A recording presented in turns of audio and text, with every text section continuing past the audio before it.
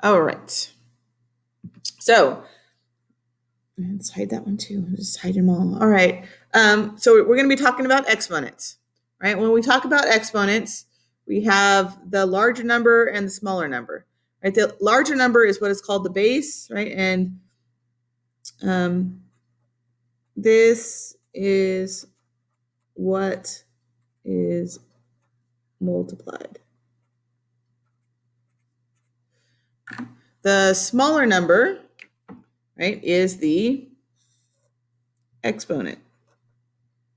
And this tells you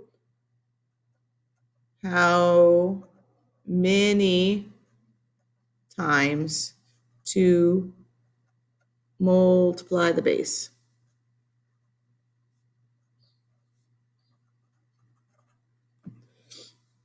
Okay. And so what an exponent is just a symbol that stands for repeated multiplication. Right? And multiplication is just a symbol that stands for repeated addition, right? If you say 10 times 5, that means you're going to add 10 5 times in a row.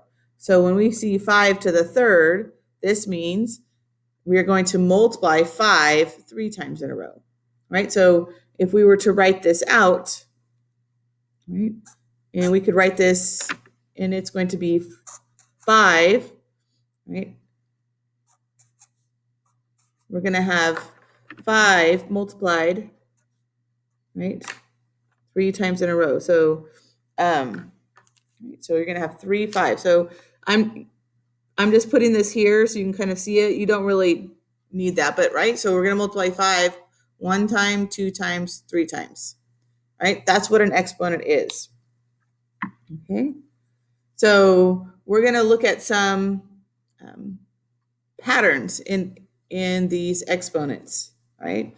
So let's take 3, right? 3 to the fourth, 3 to the third, 3 to the second, 3 to the first, 3 to the 0, 3 to the, right? So if we were going 4, 3, 2, 1, 0, if we were going to continue to go, right, then we're going to end up with some negative numbers, negative exponents.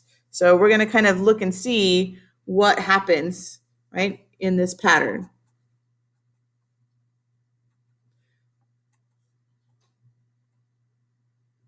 So it is helpful. So if we think about it, right, we could have put a 1 right here, 1 times 5 times 5 times 5, because 1 doesn't change anything, right? It's kind of just a placeholder.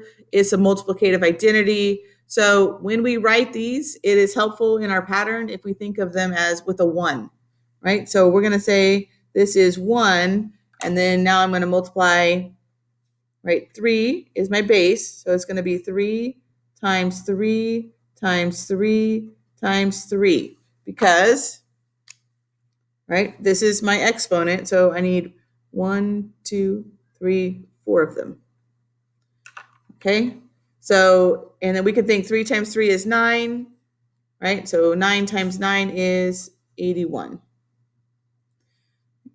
So if we take 3 to the third, what's that going to look like? It's going to look like 1, and then times 3 times 3 times 3.